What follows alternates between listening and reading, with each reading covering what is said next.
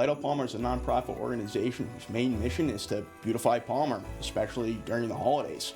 Stolar has always participated because it gives local families the opportunity to drive around town and see lights and Christmas displays for free.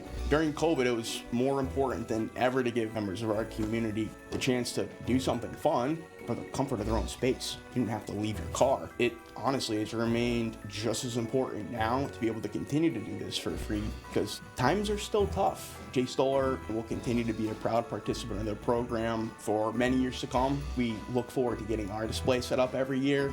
Even more rewarding is driving around town and seeing other participant businesses get their displays set up. Santa will actually be visiting Stolar Insurance. Can't have Santa without having an area for families and kids to take photos with him, and you can't have Santa photos without awesome snacks. So we'll have all that as well. So we're looking forward to seeing everybody.